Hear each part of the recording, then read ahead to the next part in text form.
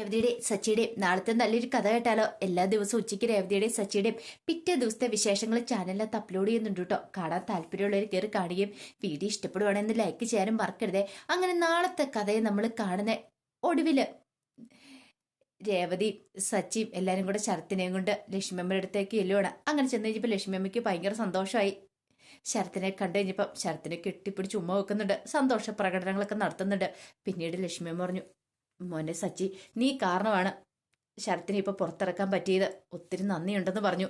അത് കേട്ടപ്പം സച്ചി പറഞ്ഞു, ഏയ് അതൊന്നും ഓർത്തിനി അമ്മ ടെൻഷൻ അടിക്കൊന്നും വേണ്ട, എല്ലാ പ്രശ്നങ്ങളും മാറി. ഇനിയിപ്പം ഇവന് പഠിക്കാൻ പോവാം, ഇവന് എക്സാം എഴുതാം, എല്ലാ കാര്യങ്ങളും നടക്കും. അതെ, അച്ഛൻ ആഗ്രഹിച്ച പോലെ തന്നെ ഇവന് ഉറപ്പായിട്ടും നല്ലൊരു ജോലിയൊക്കെ കിട്ടുമെന്ന് പറഞ്ഞു. അത് കേട്ടിപ്പോ ദേവ് പറഞ്ഞു, എല്ലാത്തിനും കാരണക്കാരൻ സച്ചിയാണല്ലേന്ന് ചോദിച്ചു. സച്ചി പറഞ്ഞു, അതെ, അമ്മ കേസ് പിൻവലിച്ചോണ്ടാ, അല്ലായിരുന്നെങ്കിൽ ഇങ്ങനൊന്നും സംഭവിക്കില്ലായിരുന്നു പറഞ്ഞു. ലക്ഷ്മിയും പറഞ്ഞു, എങ്കിലും ഒരു കാര്യം ചെയ്യണം, ഇപ്പൊ തന്നെ പോയി ചന്ദ്രമതിയോട് മാപ്പ് പറയണമെന്ന് പറഞ്ഞു. ചന്ദ്രമതിയെ കണ്ട് എനിക്കൊരു നന്ദിയും പറയണം, ഇവനെ കൊണ്ട് മാപ്പ് അറിയിക്കണം എന്ന് പറഞ്ഞു. അത് കേട്ടപ്പോൾ രേവതി ചോദിച്ചു, അത് വേണോ അമ്മേന്ന് ചോദിച്ചു. സച്ചിൻ പറഞ്ഞു, അതിന്റെ ആവശ്യമൊന്നും ഇല്ല, എന്തിനാ വെറുതെ, അതൊന്നും വേണ്ടാന്ന് പറഞ്ഞു. അത് പറ്റില്ല, കാരണം ഒരുപക്ഷെ ചന്ദ്രമതി ആ പരാതി പിൻവലിച്ചില്ലായിരുന്നെങ്കിൽ എന്റെ മോന്റെ അവസ്ഥ എന്താകുമായിരുന്നു. അതുകൊണ്ട് എനിക്ക് എന്താണെങ്കിലും ഇവനെ കൊണ്ട് മാപ്പ് അറിയിക്കണം. എടാ മോനെ, ഒരു കാര്യം ചെയ്യ, നീ പെട്ടെന്ന് പോയി റെഡിയാവുക, നമുക്ക് പോകാന്ന് പറഞ്ഞു. ആ സമയത്ത് രേവതി പറഞ്ഞു, അത് പിന്നെ അമ്മയുള്ളത് ഭാമാൻറ്റിയുടെ വീട്ടിലാണ്, അത് സാരമില്ല, നമുക്ക് അവിടേക്ക് പോവാം, അവിടെ പോയി നമുക്ക് മാപ്പ് പറയാം, കണ്ട് സംസാരിക്കാം എന്നൊക്കെ ഇങ്ങനെ പറയണം. എല്ലാം കേട്ട് കഴിഞ്ഞപ്പോൾ പിന്നെ രേവതി എതിർക്കാനായിട്ട് പോയില്ല. ആഗ്രഹമല്ലേ അമ്മയുടെ, അത് നടക്കട്ടെ. ഒരു പക്ഷേങ്കിൽ അമ്മയെ പരാതി പിൻവലിച്ചില്ലായിരുന്നെങ്കിൽ ശരത്തിന്റെ ഭാവി എന്തായി തീരുമായിരുന്നു. ഒരു നല്ല കാര്യം തന്നെ ചെയ്തേ എന്നൊരു ചിന്തയായിരുന്നു അവരുടെയൊക്കെ മനസ്സിൽ. അങ്ങനെ കുറെ സമയം കഴിഞ്ഞ് കഴിഞ്ഞപ്പോഴത്തേനും അവരെല്ലാരും കൂടെ നേരെ ഭാമയുടെ വീട്ടിലേക്ക് വരുവാണ്. രേവതി സച്ചി ആദ്യം കയറി വരുന്നേ. അവരെ കണ്ടുകഴിഞ്ഞും ഭാമ ചോദിച്ചു, ആഹാ, ഇതാര് രേവതി സച്ചോ, എന്ത് പറ്റി എന്ന് ചോദിച്ചു. അപ്പോഴേക്ക് സച്ചി പറഞ്ഞു, അതെ, ഞങ്ങളുടെ കാര്യം സംസാരിക്കാൻ വേണ്ടി വന്നാന്ന് പറഞ്ഞു. അപ്പോഴാണ് ചന്ദ്രമതി അങ്ങോട്ടേക്ക് ഇറങ്ങി വരുന്നേ. ചന്ദ്രമതിയുടെ ഈ ഭാഗം ഉണ്ടായിരുന്നു, വീട്ടിലേക്ക് പോകാൻ റെഡിയായിട്ടാ വരുന്നേ. പെട്ടെന്ന് ചന്ദ്രമതി ആ ഭാഗമൊക്കെ അവിടെ ഇട്ടിട്ട് അങ്ങോട്ട് ഇറങ്ങി വന്നു. എന്താ കാര്യം എന്ന് ചോദിച്ചു. അമ്മ എന്തിനാ ഇവിടെ നിൽക്കുന്നേ, അമ്മ വീട്ടിലേക്ക് തിരികെ വരണം, പരാതി പിൻവലിച്ചെന്നൊക്കെ അറിഞ്ഞു, അതിലെന്താണെങ്കിലും ഒത്തിരി നന്ദിയുണ്ട്, ഇനിയിപ്പൊ അമ്മയോട് നിൽക്കേണ്ട കാര്യമില്ല, വീട്ടിലേക്ക് വരണമെന്ന് പറഞ്ഞു. അത് കേട്ടപ്പോ ചന്ദ്രമതി പറഞ്ഞു, വരാനാ, ഞാൻ ആ വീട്ടിലേക്ക് വരാനൊന്നും പോകുന്നില്ല, അതിന്റെ ആവശ്യമൊന്നുമില്ല, എന്തിനു ഞാൻ വരണം, എന്നെ വേണ്ടടുത്തടുത്തേക്ക് ഞാൻ വരുന്നില്ല എന്ന് പറഞ്ഞു. അപ്പോഴേക്കും ദേവത പറഞ്ഞു, എന്താ അമ്മേ, അത് അമ്മയുടെ വീടല്ലേ, അമ്മ വരണമെന്ന് പറഞ്ഞു. പിന്നെ ഞാൻ, എന്റെ വീട് അത് നിന്റെ വീടല്ലേ, നീ അവിടെ അങ്ങോട്ട് വാണാ മതി, എനിക്ക് അങ്ങോട്ടേക്ക് വരേണ്ട കാര്യമൊന്നും ഇല്ലാന്ന് പറഞ്ഞു. അപ്പോഴേക്കുമാണ് ദേവു ലക്ഷ്മിയമ്മ ശരത്തോടെ കയറി വരുന്നത്. അവരെ കണ്ടുവച്ചപ്പോൾ ചന്ദ്രമതി ഇങ്ങനെ ടൂഷായിട്ട് നോക്കുകയാണ്. പിന്നീട് ചോദിച്ചു, നിങ്ങളെന്താ അവിടെ, നിങ്ങളെന്തിനാ ഇങ്ങോട്ടേക്ക് വന്നേന്നൊക്കെ ചോദിച്ചു. ലക്ഷ്മിയമ്മ പറഞ്ഞു, ചന്ദ്രമതി, എനിക്ക് ഒത്തിരി നന്ദിയുണ്ട് നിങ്ങളോട്, ഒരുപക്ഷെ നിങ്ങൾ ആ പരാതി പിൻവലിച്ചില്ലായിരുന്നെങ്കിൽ എന്റെ മകന്റെ അവസ്ഥ എന്താവായിരുന്നു, അവന്റെ ഭാവി ജീവിതം തന്നെ തകർന്നു പോയണം, അവന് പിന്നെ പഠിക്കാനൊന്നും പറ്റില്ലായിരുന്നു. ഒരു പക്ഷേങ്കിലും നിങ്ങൾക്കാണ് തോന്നിക്കാണുമില്ലേ, ഞങ്ങളോട് ഇത്രയൊക്കെ കരുണ കാണിക്കാൻ തോന്നിയല്ലോ. അപ്പോഴെങ്കിലും ചന്ദ്രമതി പറഞ്ഞു, അതെ, എന്റെ കരുണോണ്ടാ, ഇനി നിങ്ങൾ കൂടുതലൊന്നും പറയണ്ട, നിങ്ങളുടെ മുഖം പോലും കാണാൻ എനിക്ക് ഇഷ്ടമില്ല എന്നൊക്കെ പറഞ്ഞു. പരാതി പിൻവലിക്കാൻ പാടില്ലാത്ത എന്നിട്ടോ എന്നൊക്കെ പറഞ്ഞ് ദേഷ്യപ്പെടുവാണ്. ആ സമയം സച്ചു പറഞ്ഞ, അമ്മേ, മാപ്പ് പറയാൻ വന്നതാണ്, മാപ്പ് പറയാൻ വന്നവരോട് ക്ഷമിച്ചെന്നൊരു വാക്ക് പറയണം, മര്യാദയാന്ന് പറഞ്ഞു. പിന്നെ എന്ത് ക്ഷമിച്ചോന്ന്, അങ്ങനെ ഞാൻ അങ്ങ് ക്ഷമിക്കാനൊന്നും പോകുന്നില്ലെന്ന് പറഞ്ഞു. സച്ചു പറഞ്ഞു, അമ്മേ, ഒരു കാര്യം ഞാൻ പറയാം, അമ്മയുടെ മകനായിട്ടല്ല ഇപ്പൊ വന്ന് ഞാൻ സംസാരിക്കുന്നേ, ഈ നിൽക്കുന്ന അമ്മയുടെ മരുമോനായിട്ടാ വന്ന് സംസാരിക്കുന്നേ, അവരുടെ ഭാഗത്ത് നിന്നാണ് ഞാൻ സംസാരിക്കുന്നേ, അതുകൊണ്ട് ഞാൻ പറയുന്നത് കേൾക്ക്, ക്ഷമിച്ചെന്നെങ്കിലും ഒരു വാക്ക് പറയാൻ പറഞ്ഞു. പിന്നെ ക്ഷമിച്ചെന്നൊരു വാക്ക്, നാണം ഉണ്ടോടാ ഇവരെ കൂട്ടിക്കൊണ്ട് ഇങ്ങോട്ടേക്ക് വരാനായിട്ട് നിനക്ക്, നിനക്കൊക്കെ എത്ര കിട്ടിയാലും പഠിക്കില്ലല്ലേ, അല്ലെങ്കിലും ഇവരോരോ കള്ളത്തരങ്ങളൊക്കെ ചെയ്തു കൂട്ടും, അതിലൊക്കെ നീയൊക്കെ കൂട്ട് നിൽക്കുകയും ചെയ്യും, ഇത്രയെങ്കിലും നാണോ മാനോ ഉണ്ടായിരുന്നെങ്കിൽ അങ്ങനെയൊക്കെ ചെയ്യുമായിരുന്നോ.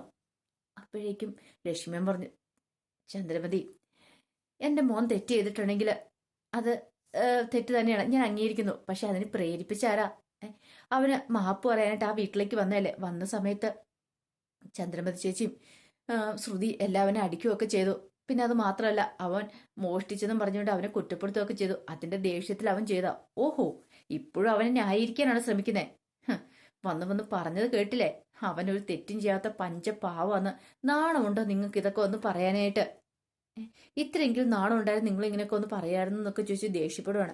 അപ്പോഴേക്ക് സച്ചി പറഞ്ഞു, അമ്മേ, അമ്മ കൂടുതലൊന്നും പറയണ്ട, ഒരു തെറ്റ് ചെയ്തിട്ടുണ്ടെങ്കിൽ അതിന് മാപ്പ് പറഞ്ഞു. കാരണം പശ്ചാത്താപം അവൻ അതിനകത്തുണ്ട്. അവൻ ചെയ്യാൻ പാടില്ലാത്ത കാര്യമാണ് അവൻ ചെയ്തു. ഇനി ആ പ്രശ്നം വെറുതെ വഷളാക്കാൻ നോക്കണ്ടെന്ന് പറഞ്ഞു. എന്തായാലും കഴിഞ്ഞത് കഴിഞ്ഞു. പിന്നെ ഇതിന്റെ പേരിൽ അമ്മ കാരണം എത്ര ലക്ഷം രൂപ ഞങ്ങൾക്ക് നഷ്ടപ്പെട്ടെന്നറിയാം. രൂപ 5 ലക്ഷമാന്ന് പറഞ്ഞു. 5 ലക്ഷം? എന്തിനാടാ 5 ലക്ഷം നഷ്ടപ്പെടുത്തിയത്? ഞാൻ നിന്റെ നിന്ന് മേടിച്ചോന്ന് ചോദിച്ചു. സച്ചി പറഞ്ഞു, വക്കീലിന് രൂപ 5 ലക്ഷം കൊടുത്തേന്ന് പറഞ്ഞു. ഈ കേസ് പിൻവലിപ്പിക്കാൻ വേണ്ടിയിട്ട്, ഈ കേസ് ഇല്ലാതാക്കാൻ വേണ്ടിയിട്ട്. 5 ലക്ഷമോ? ചന്ദ്രമതിയുടെ അടുത്ത് കണ്ണു തള്ളി. എന്നിട്ട് താൻ ആകെപ്പാടെ 2 ലക്ഷം വാങ്ങിയുള്ള അയാളുടെ കയ്യിൽ നിന്ന്. 5 ലക്ഷമാണ് കൊടുത്തെന്ന് അറിയുവാണെങ്കിൽ താനൊരു 4 ലക്ഷമെങ്കിലും അങ്ങേരോട് ചോദിച്ചാണ്. ഇതിപ്പോൾ നഷ്ടമായി പോയല്ലോ എന്നൊരു ചിന്ത. ഭാമ വരെ കണ്ണു തള്ളി ഇങ്ങനെ നിൽക്കുകയാണ്. അപ്പോഴേക്കും ഭാമ പറഞ്ഞു, ചന്ദ്രേ, ഇനി എന്താണെങ്കിലും നീ നിന്റെ വാശിയും വരെയൊക്കെ ക്ഷമിച്ചെന്നൊരു വാക്ക് പറയാൻ പറഞ്ഞു. പിന്നെ ക്ഷമിച്ചെന്നൊരു വാക്ക്. അപ്പോഴേക്കും ലക്ഷ്മിയമ്മ ശരത്തിനെ വിളിച്ചു. എടാ, നീ എന്താടാ മാറി നിൽക്കുന്നത്? നീ ഇങ്ങോട്ടേക്ക് വാ. ആൻറ്റിയോട് ക്ഷമ ചോദിക്കാൻ പറഞ്ഞു. അങ്ങനെ ശരത്ത് അങ്ങോട്ട് വന്നിട്ട് പറഞ്ഞു, ആൻറ്റി, ഞാൻ അങ്ങനെ ചെയ്യാൻ പാടില്ലാത്തായിരുന്നു, എന്നോട് ക്ഷമിക്കണം, എൻ്റെ അറിവില്ലായ്മ കൊണ്ട് പറ്റിപ്പോയതാ, ഇനി അങ്ങനെയൊന്നും സംഭവിക്കില്ല എന്നൊക്കെ പറഞ്ഞു. അത് കേട്ട് കഴിഞ്ഞപ്പോഴത്തേനും ചന്ദ്രമതി രൂക്ഷമായിട്ടൊന്ന് നോക്കണം. അപ്പോഴേക്കും സച്ചു പറഞ്ഞു, മാപ്പ് കൊടുക്കമേന്ന് പറഞ്ഞു. ചന്ദ്രമതി ഒന്നും മിണ്ടാ ദേഷ്യപ്പെട്ട് നിൽക്കുക. അപ്പോഴേക്കും ലക്ഷ്മിയമ്മ പറഞ്ഞു, ഭാടമോനി, ഇനി പോയേക്കാം നമുക്ക്. മാപ്പ് പറഞ്ഞല്ലോ നീ. അങ്ങനെ ശരത്തിനെ ദേവുവിനെ കൂട്ടി ലക്ഷ്മിയമ്മ ദേവതയോട് സച്ചിയോട് യാത്ര പറഞ്ഞിട്ട് ഇറങ്ങി പോവാണ്. ഈ സമയത്ത് സച്ചു പറഞ്ഞു, അമ്മേ, കാര്യങ്ങൾ ഇത്രയൊക്കെ ആയി. അമ്മ പരാതി പിൻവലിച്ചു. കാര്യപ്രശ്നങ്ങളൊക്കെ മാറുകയും ചെയ്തു. ഇനിയെങ്കിലും അമ്മയ്ക്ക് വീട്ടിലേക്ക് വന്നുകൂടെയെന്ന് ചോദിച്ചു. അതുപോലെ തന്നെയാണ് രേവതിയും പോയി അപേക്ഷിക്കുന്നത്. അമ്മ വീട്ടിലേക്ക് വരണം. ആ വീട്ടിൽ അമ്മയില്ലെങ്കിൽ അച്ഛനൊരു സ്വസ്ഥതയും സമാധാനം ഉണ്ടാകത്തില്ല എന്നൊക്കെ പറഞ്ഞ് കാല് പിടിച്ചു. അത് കേട്ടപ്പോൾ ചന്ദ്രമതിക്ക് ഒന്നുകൂടി അങ്ങോട്ട് വലിയ അഹങ്കാരം കയറി. താനാ എന്തോ വലിയ ആളാന്നുള്ളൊരു മട്ടും ഭാവമായിരുന്നു ചന്ദ്രമതിക്ക്. ചന്ദ്രമതിയുടെ വിചാരം ഇവരൊന്ന് കയ്യെ പിടിച്ചല്ലോ, ഇനി ഇച്ചിരോടെ അങ്ങോട്ട് പിടിക്കട്ടെ, എല്ലാവരും കൂടെ വരട്ടെ, രവിയേട്ടനൊക്കെ വരട്ടെ എന്നൊരു ചിന്തയായിരുന്നു. പെട്ടെന്ന് ചന്ദ്രമതി പറഞ്ഞു, നിങ്ങളൊക്കെ എന്തൊക്കെ പറഞ്ഞാലും ശരി, ഞാൻ അങ്ങോട്ടേക്ക് വരുന്നില്ല എന്ന് പറഞ്ഞു. ആ സമയം സച്ചി രേവതിയെ വിളിച്ചു. നീ ഇങ്ങോട്ടേക്ക് വരാൻ പറഞ്ഞു. എന്നിട്ട് പറഞ്ഞു, അമ്മ വന്നില്ലേ വരണ്ടെന്ന് പറഞ്ഞു. അമ്മ വന്നില്ലെങ്കിലേ മിക്കവാറും അച്ഛൻ്റെ പണി നോക്കൂന്ന് പറഞ്ഞു. ഇത് കേട്ട ഭാമ ചോദിച്ചു, നീ എന്താ സച്ചി പറഞ്ഞെന്ന് ചോദിച്ചു. അതെ ഭാമാൻറ്റി, ഒരു കാര്യം പറയുന്നുണ്ടെന്ന് തോന്നരുത്. അച്ഛൻ അവിടെ അമ്മയില്ലാത്തതുകൊണ്ട് ആകെപ്പാടെ വീട്ടിൽ നിന്ന് ബോറടിക്കാൻ തുടങ്ങിയായിരുന്നു. അച്ഛൻ എന്ത് ചെയ്തു? അച്ഛമ്മയുടെ അടുത്തേക്ക് പോകാനായിട്ട് ഒരുങ്ങുമായിരുന്നു. പിന്നെ ഞങ്ങൾ ആ പിടിച്ചു നിർത്തിയെന്ന് പറഞ്ഞു. അത് കേട്ടപ്പോൾ ചന്ദ്രമതി ഒന്ന് ഞെട്ടി. അങ്ങനെയാണോ കാര്യങ്ങളൊക്കെ? പിന്നീട് പറഞ്ഞു, അച്ഛൻ്റെ ഒരു കൂട്ടുകാരൻ്റെ ഭാര്യ ഉണ്ടായിരുന്നു, ഇതുപോലെ നിസ്സാര കാര്യത്തിനും വഴക്കുണ്ടാക്കി പണങ്ങിപ്പോയതാ. കുറെ തവണ വിളിച്ചിട്ട് വന്നില്ല. അവസാനം വേണ്ടേ അവർക്ക് ഡിവോഴ്സ് കൊടുത്തിപ്പോൾ അവരുടെ വീട്ടിലിരിക്കുന്നു. എങ്ങനെയുണ്ട്? മിക്കവാറും അച്ഛൻ നാട്ടിലേക്ക് എന്നിട്ടുണ്ടെങ്കിൽ, അച്ഛമ്മയുടെ ഉയർത്തി എന്നിട്ടുണ്ടെങ്കിൽ സംഭവിക്കാൻ പോകുന്ന ഇതായിരിക്കും. ഡിവോഴ്സ് നടക്കാനുള്ള ചാൻസ് കൂടുതലാന്ന് പറഞ്ഞു. അത് കേട്ടപ്പോൾ ഭാമ ചോദിച്ചു, ഈ പ്രായത്തിലും ഡിവോഴ്സോ? അതെന്തിനാ ഈ പ്രായത്തിൽ ഡിവോഴ്സ് ചെയ്ത് കൂടെ? ഉറപ്പായിട്ടും അതൊക്കെ നടക്കും. കണ്ടോ, ഇങ്ങനെ പോയിട്ടുണ്ട്, അതിനുള്ള ചാൻസ് ഉണ്ടെന്ന് പറഞ്ഞു. അച്ഛന് ചിലപ്പോൾ വേണ്ടാന്ന് തോന്നും. അമ്മ നമ്മുടെ തോന്നിയാസം നടക്കാൻ തോന്നിയിട്ടുണ്ടെങ്കിൽ അച്ഛൻ പിന്നെ വെറുതെ ഇരിക്കുമെന്ന് എനിക്ക് തോന്നുന്നില്ല എന്നൊക്കെ പറഞ്ഞു.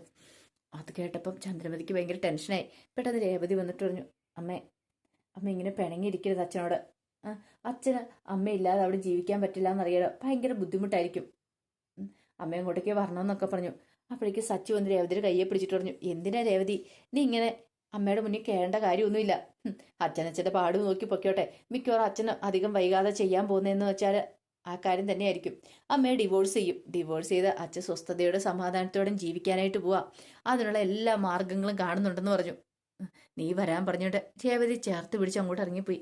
പുറത്തേക്ക് ഇറങ്ങി കഴിഞ്ഞപ്പോൾ രേവതി പറഞ്ഞു, അല്ല, അച്ഛൻ അതിന് അച്ഛമ്മയുടെ വീട്ടിൽ പോകുന്ന കാര്യമൊന്നും പറഞ്ഞില്ലല്ലോ, പിന്നെ എന്താ സച്ചേട്ടൻ ഇങ്ങനെ പറഞ്ഞെന്ന് ചോദിച്ചു. അതോ എടി, അത് ഞാനൊരു നമ്പർ ഇട്ടല്ലേ.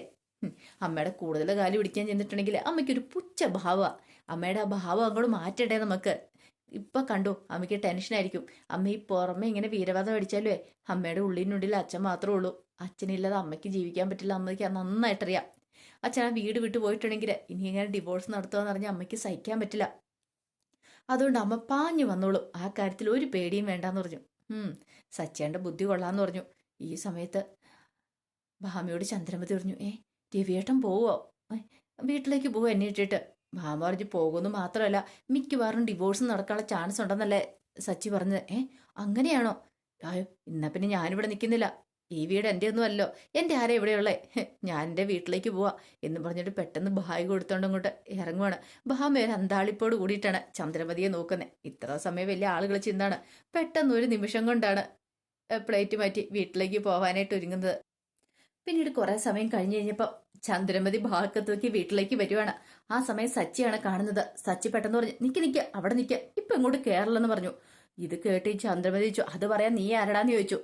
ഇത് കേട്ടോണ് രവീന്ദ്രൻ അങ്ങോട്ട് വരുന്നത്. ആരോടാണ് നീ വീട്ടിലേക്ക് കയറില്ലെന്ന് പറയുന്നത്? അപ്പോഴാണ് ചന്ദ്രമതിയെ കാണുന്നത്. ഓ നീയോ എന്ന് ചോദിച്ച രവീന്ദ്രൻ അവിടെ നിൽക്കുവാണ്.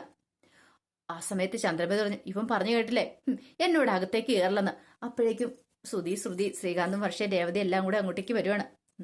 ശ്രുതി പറഞ്ഞു, ആ അമ്മ വന്നോ, ഇപ്പോഴേ എനിക്കൊരു സമാധാനമായത്. അമ്മ എത്ര വട്ടം ഞങ്ങൾ വന്ന് വിളിച്ചു, എന്നിട്ട് അമ്മ വരാൻ കൂട്ടാക്കിയോ, പിന്നെ എന്ത് പറ്റിയമ്മ ഇപ്പം? ഓ എനിക്കിപ്പോഴും ഒരു സമാധാനമായെന്നൊക്കെ ഇങ്ങനെ ശ്രുതി വലിയ ആള് കളിച്ച് പറയാണ്. അല്ല അമ്മ എന്താ അവിടെ നിൽക്കുന്നത്, അകത്തേക്ക് കയറാൻ പറയണം. അപ്പോഴേക്കും സച്ചി പറഞ്ഞു, ഏയ് അമ്മ ഇപ്പം അകത്തേക്ക് കയറണ്ട, അവിടെ നിൽക്കാൻ പറഞ്ഞു. എന്താടാ നീ പറയണെന്ന് ചോദിച്ചു. നീ വീണ്ടും വഴക്കുണ്ടാക്കാനാണോ ഭാവം എന്നൊക്കെ ചോദിച്ചു. അപ്പോഴേക്കും സച്ചി രേവതിയോട് പറഞ്ഞു, രേവതി പോയി ആരതി എടുത്തോണ്ടാൻ പറഞ്ഞു. ഇത് കേട്ട് കഴിഞ്ഞപ്പോൾ രവീന്ദ്രൻ ചോദിച്ചു, എന്തിനാടാ ആരതി? അല്ല അമ്മ വലിയ വഴക്കുണ്ടാക്കി പോയതല്ലേ, വഴക്ക് ജയിച്ച് വന്നേക്കുന്നതല്ലേ, അതുകൊണ്ട് ആരതി എടുത്തങ്ങോട്ട് കയറ്റാന്ന് വിചാരിച്ചെന്ന് പറഞ്ഞു.